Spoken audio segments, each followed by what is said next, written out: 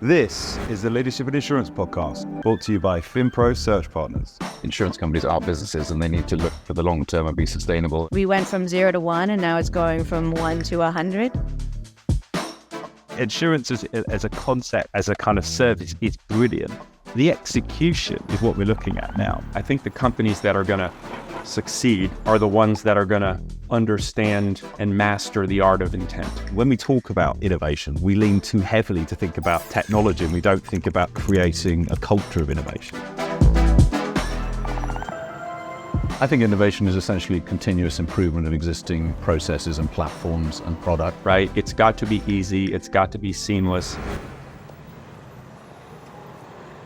Good morning and welcome to the Leadership in Insurance podcast. I'm your host, Alex Bond, and I'm very lucky today to be joined by Sam, who's Chief Commercial Officer and Insurance Officer of Open. Sam, how are you? Yeah, well, thanks. How are you going? Good. Yeah, well, I am. Well, you're not that well, and I appreciate you coming on because I know you said you got a cold, but I can't tell. So, but thank you very much for coming on.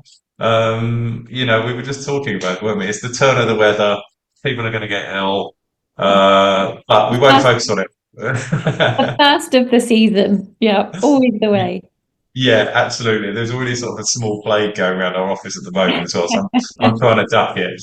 But before we do the very British thing of talking about the weather and illnesses coming into this, let's start with who are you and obviously who are Open as well. Yeah, absolutely. I'll start with who's Open. So We're an Australian founded Insurtech. We're founded in 2019. Really focused on working with large, ambitious brands around the world to develop and grow their insurance programs. Mm-hmm. I actually started with Open in Australia. I am Australian, so I'm braving the weather. I started back in 2019 and I've held lots of different roles as the business has grown and had the pleasure of moving out here a couple of years ago now to start up the UK business and help grow that with one of the co-founders. So that's been my big focus over the last couple of years, which has been very exciting. So we are at our core a technology-led MGA is the best way to describe us. Mm-hmm. We work with more than 8 different insurers, lots of different personal lines products from travel to motor to home to landlords, very much multi-product and now multi-market. Yeah, it's an interesting space, and you and I talked about it before. In many ways, an overbroke space. There's a lot of people coming into it, and I want to talk about differences later, if we will. But I think it's a really interesting proposition, which is why that I'm really pleased that you come on. And I know this is something we've wanted to do for a long time, because I think there is a point of difference there, which is really quite exciting to talk about. But I want to talk about your route in. We don't always do this on the podcast, but I think, you've got a really interesting route into Insurtech. I mean, we all talk about falling into Insurtech. You felt quite hard. Tell us about it, because you were originally a lawyer, so kind of going from that kind of legal mindset, commercial mindset. One protectionist, arguably, other one risk-taking, but that might be my lazy outside-in legal versus insurance. So, yeah, I want to about your journey in. Yeah, absolutely. I mean, I don't think many people grow up wanting to be in insurance. As you said, we all kind of fall in and find our own way through. If I trace back my journey, I really didn't know what I wanted to do. During high school, at uni, I loved maths, I loved economics, I loved English, I loved law. And a really fortunate experience growing up, traveling all over the world. And so that sort of thirst for learning and trying different things has always been there. And like many people who end up doing law, I saw it as probably the clearest through line into what I thought success looked like when I was 18. So I started out in law. I worked at a big law firm for 5 years. And I really started to struggle towards the end. And looking back, I think the reason I struggled so much is because I am a generalist at heart. I love to wear different hats. I love to dive into different roles and sink my teeth into new problems. And I don't like specializing too much in one space. And so I ended up leaving law and I met the co-founders of Open, Jason, Wilby and Jonathan Buck, both from the UK actually, moved across to Australia. And I didn't know anything about insurance. I really fell in love with the team, I think, first, and the opportunity to join a business. We were very small back then, kind of, I guess, play those lots of different roles, wear many different hats and help to build a business. And it wasn't until I got really stuck in that I learned about insurance. And then that very quickly became the draw card for me. It is such an interesting space. It's really multifaceted, as you know, lots of challenges to solve. And so I'm still here. I think that's a really I'm a sort of person that works in the talent space, and and talk about people changing careers, and particularly in Insurtech. Most of the time when we're working with Insurtechs, yes, we're talking to people that are technologists and work in different SaaS businesses, but a lot of the time we are bringing people across from traditional insurance businesses, and one of those themes of the what people are looking for, their quest for their new role, is they've kind of challenged this evolution of challenge, and I think that's a little bit anti-cultural to insurance careers. I had a brilliant conversation with a client the other day where the person had 3 roles in 10 years, and they were like, "Oh, they're very jumpy," and I went, "They're absolutely not." And I was like, if there's no rationale behind that move, then all right, I think you can argue. If they're doing the same role for 3 different people, they're probably selling out for more money, which I also think is pretty fair. I think it's so funny how that's a kind of like a unacceptable thing. That's a very UK thing. What's your loyalty worth? It's like, well, not, there is a price on it, and actually, unfortunately, you quite often do have to move to sort of get market value. But more than anything, I was like, this person has learned different environment. If nothing else, they've learned how to operate with different teams. Whereas if you work for the same company for 10 years, yes, it means you're loyal, but it also might mean you're risk averse. It also might mean that you only work in this one environment. And I think those different challenges and different environments kind of give you so much. As aside someone like you that's taken genuinely very different roles within your business. I think it's really a couple of interesting points you touched on there. One for me is I absolutely credit the opportunities I've been able to have at Open and the trajectory in my own sort of career path with that experience I had in law. And I think law is a really interesting and really helpful foundation for all sorts of different career paths. Maybe I'm biased in saying this, particularly in insurance. I think for me, being able to negotiate a contract by myself pretty much and then know when to escalate, to the experts, whether that's internal lawyer, external lawyer, that has saved a lot of time. And when you're in that, it's sort of fast moving startup or scale up phase, that time is really important. In insurance as well, I mean, everything you do, it's a very heavily regulated space. Being able to understand the space you're playing in and where the lines are and sort of how you put what's often a square peg in a round hole when you're working in sort of more technology advanced spaces within the insurance industry. I think all of those things, having that background has been really important as well. I mean, just the critical thinking, all of those soft skills that come around it. I'm a massive advocate for people coming out of careers like law, being able to jump in and use those skills in very different ways that they might not have expected. Like multifaceted grounding for people. We had the team from Kennedy's IQ on, and we're talking about, a lot of their business development team are just lawyers who've gone, yeah, I'll do that, and because you have to build your own portfolio of clients, and that's a sort of natural business development thing, but also it's consultative business development focus. And like a lot of my role is seen as business development, and also I'd say it's relationship development. If I try and sell you recruitment services over the phone, if you say yes, I don't think you're going to be a particularly loyal client. And also, am I really going to add the most value to you as a potential client of mine? Probably not. But if we say it's about relationship development and we develop a relationship which engenders trust, then that might be that I'm the right person to kind of work with you on solving a talent challenge. But I think it is that skill set, and it's like, as a lawyer, you need to trust your lawyer. If nothing else, you need to trust your lawyer. There's so many. It's all of those professional services, I guess, training grounds. You become very good at building those relationships. You become very good at service, really customer service. Most of what we do at Open is working with partners, whether it's internal partners in different teams, underwriting partners or our brand partners, being able to approach it from that professional services background. We talk about the insurance being an information business or a data business, but it's fundamentally human and relationship business as well. And that grounding can be a massive plus too. Yeah, the service bit gets lost. I always had this thing that I don't really trust anyone that didn't, when they were younger, work in a service sector role. Like, hospitality is a must. Yeah. If anyone's about hospitality, I'm like, you're already halfway there. Changing gears slightly, but I do think it's an interesting career. And I thought why it was good to hear is I think there are people kind of sitting there going, well, where do I apply myself in these, new technology businesses, whether it be legal tech, Insurtech, whatever. And the point is, it is breaking it down to skills. You do have to have a brave enough founding team, management team to kind of make those hires. That's the challenge. But I think entrepreneurs are kind of braver at that than most. I say that in interviewing a guy from my business today that has no experience in our sector whatsoever. I just met them and I was like, you've got all the skills I need. But talk about open, we said it at the top of the recording. There's lots of people claiming to be kind of go-to embedded partner.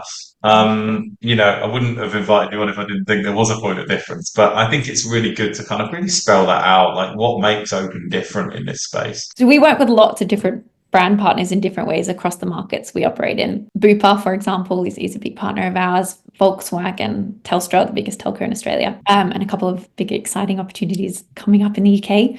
And the core of what brands want and the core of what most, I guess, embedded players talk a lot about or are developing expertise in, really the same four things. The brands want an insurance product that will, I guess, deliver the cover you'd expect from this insurance product. A travel product is a travel product, right? In terms of the core features and benefits. They want competitive pricing, so they're giving value to their customers. They want that digital experience to tie into their own digitization strategies, and they want to make sure their customers are looked after. And if you look across those four areas, that's where most of the sort of people playing in that embedded or partnership space are really focusing. And along with words like no code and configuration, which you hear all the time, again, addressing those same four problems. And I like to think of that as sort of the obvious foundation. You need those four things if you're going to play in this space. And of course, I could talk about all of those all day. But to your point, it's more exciting to talk about the differences. Where we've spent a lot of time over the years in growing our business is really thinking about what, beyond those obvious points, maybe, what are our partners trying to solve? What are they trying to do? They're not just flogging insurance for the sake of flogging insurance, right? The work we've done with prospective partners and actual partners to kind of really the next level of detail there, it has really shaped how we approach partners. And I think there are four key points that I wanted to very quickly touch on. The first is the products and propositions. Yes, a travel insurance product is a travel insurance product, but how do you bring something that is differentiating, that enables that product to be used in lots of different customer and partner contexts? How do you give their marketing teams something to talk about? So that's something we focus on a lot, bringing together insurance and non-insurance products underwritten by different underwriters and being able to package them up in different ways. The second space is really about how we work with partners to drive smarter sales, whether that's through supporting propensity modeling, deeper integrations in loyalty programs. There's lots of different areas in that space as well. How we invest in that customer experience and create a truly omni-channel customer experience that plays or uses digital channels and human support in the right ways for the particular brand partner, I think is really important as well, and something that we invest a lot in. And then maybe in a more human way, how we work with those partners. So how we take the data scientists, the underwriters, the pricing experts, the growth experts, everyone at Open, and actually sit down and become a team with those partners that we work with and bring all of those different things together to work together to grow a program. And I think those are the four big areas that we see as our biggest points of differentiation, I think, and why partners like working with us. We often get very undersold that. Unanimously, I mean, obviously we're across this market. That's what we do. Like we're a research firm. We've got the podcast. We've got the Women Initiative that we work with, and so we get lots of feedback loops. And it's really interesting that you get thematically, you get a trend of kind of what is it like to work with these people, and it's essentially the best idea, but nobody wants to work with them. The team are famously quite difficult to work with. And that's fascinating to me. It's like, this is where it's going to pull down. And I know that was only one of the four facets that you said and sort of tapped it on. But when it comes down to it, a lot of the embedded solutions, as you mentioned, what's the same? That's like table stakes stuff. It needs to be low code, no code. It needs to be the integrations, etc., all need to kind of be there, but you kind of expect that. So what are the kind of things on top? Is that an evolution to the point that you're at today? Is it in the journey of like Open? There's no doubt. I mean, I might be wrong, but at the start, probably you thought those were the differentiators, and then is as you've learned as you go through, actually it's not. These are the other points of difference as you listed. Yeah, interesting. It's I think that those table stake areas are differentiators when you're comparing against potentially more traditional incumbent insurers who are who these brands would otherwise work with potentially if these embedded players weren't there. So I think from that perspective, we do see those areas as differentiators in some ways. And yeah, I think you're right. I think over the years we have kind of found our way into how are we going to bring that unique value to our brand partners and what is different about us. I think what's always been consistent though is that focus on how we work and not just turning up to partners with, here's a product, embed it into whatever sales journey you have and go forth. We've never really played in that space. And maybe that comes down to, I think both of our co-founders come from consulting backgrounds. So they're that way of approaching partnership with that consultative mindset of sitting down and trying to take all of the different building blocks and using the data science capability. Again, one of our co-founders comes from a data science background, so that's always been fundamental to what we do. So I think that those core building blocks have always been part of our DNA. I think what we've gone on the journey a bit over the years to realize is how important and critical those are, and how much the other things are important to have, but they are the table stakes. So maybe it was a journey of coming to our own brand as a partner, rather than necessarily adding these things over the years. Funny, isn't it? I think you can stumble upon things that you just assume every other business does. Yeah. And then you realise that, no, that's your differentiator. I had a lovely bit of feedback about my team, and someone had been out with two of my team, and there's someone that I know really well, so I've met them for a glass of wine, and they were saying, oh, the theme across your team is everyone's really just nice to spend time with. And I was like, and I was like, I didn't think that was a USP. Then have you met anyone in other recruitment businesses? It's like, oh, okay.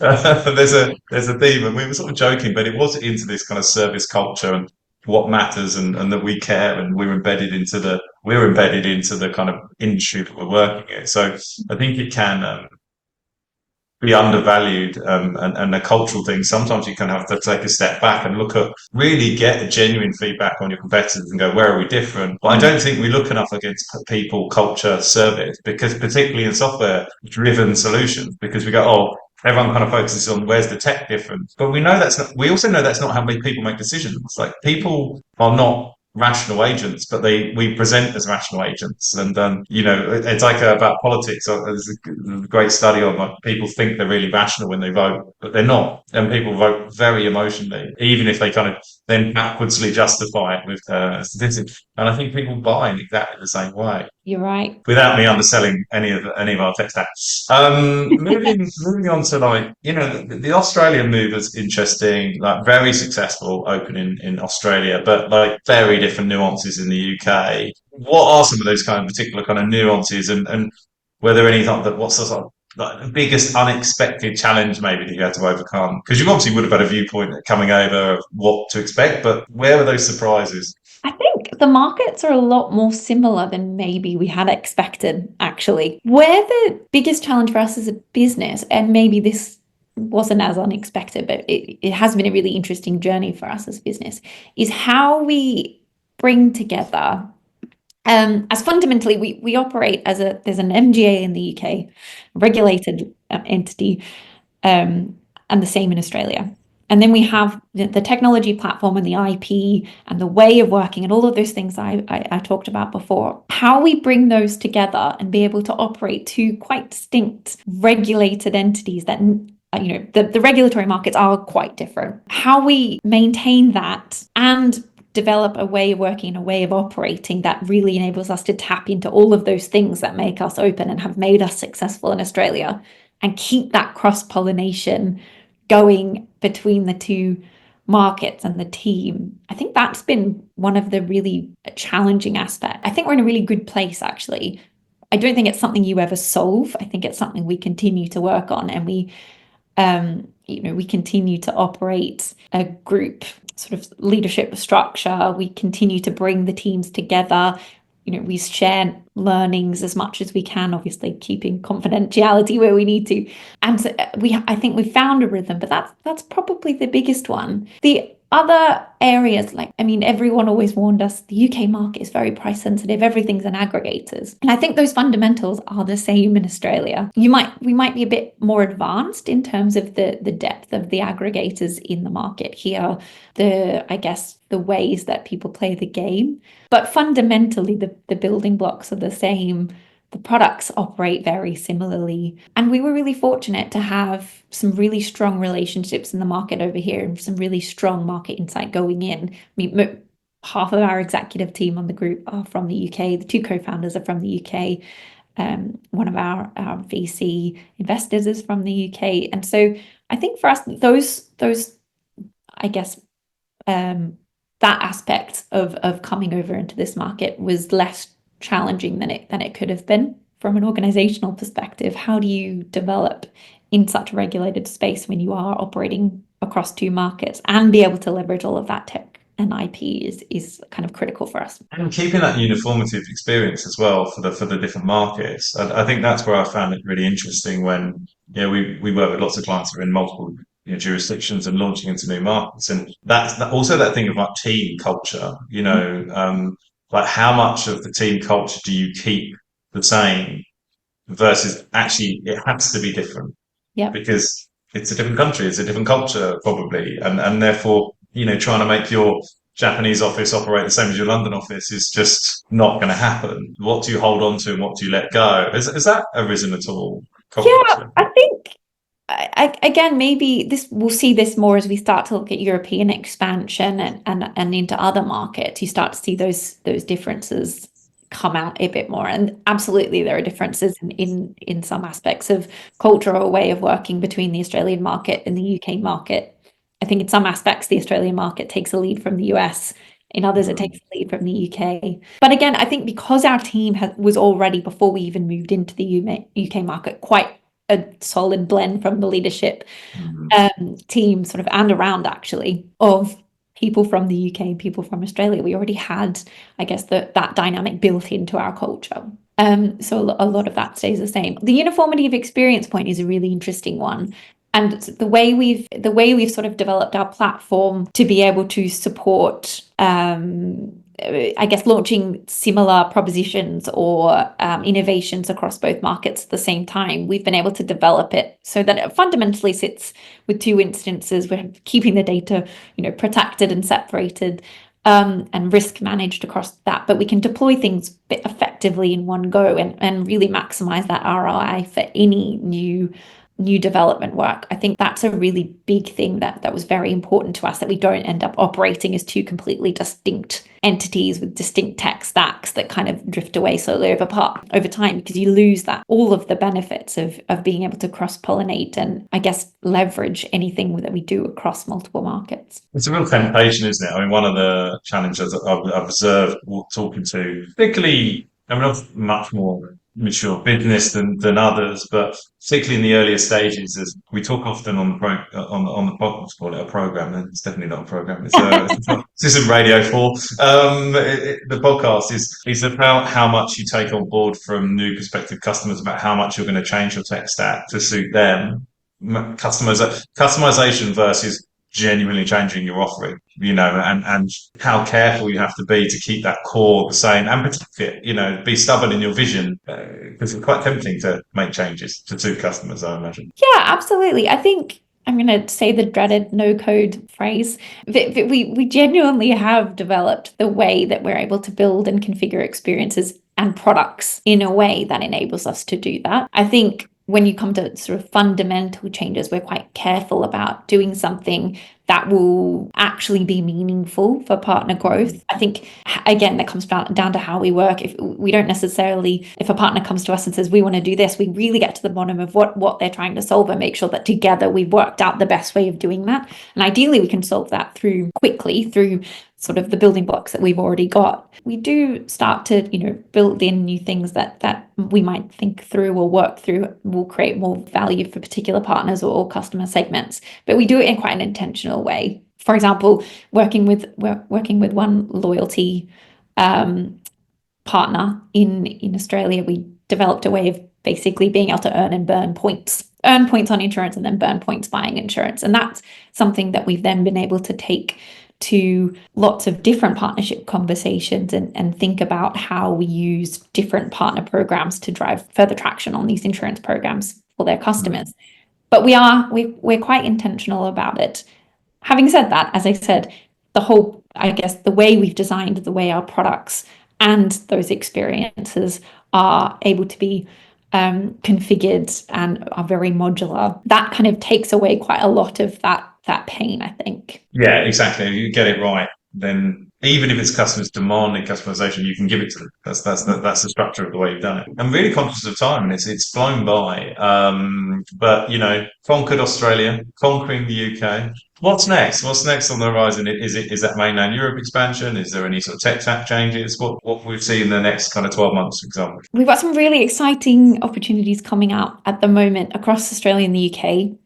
Across everything, but mostly in travel and gadget at the moment. So that's a big focus for our team, is some proposition and I guess partnership development in those spaces. I think at the moment, very focused on those two markets, but the next move for us will be starting to look at Europe, particularly now that we've got that team presence in the UK, being able to start to leverage that tech stack and all the things I've talked about across new European markets is very exciting for us. And we have lots of conversations every week with potential partners who would be very exciting to do stuff with in those markets. So definitely keeping an eye on Europe. Sam, thank you so much for doing this and being a guest on the podcast. It's one that I say this too often, and people think I'm being sycophantic. It's like it's my favourite part of my job is doing this podcast, but there are people that are really kind of looking forward to having me on, and this is one that we've wanted to do it for a long time. So thank you so much for being a guest on the pod. Thanks so much for having me. It was a pleasure. Thank you.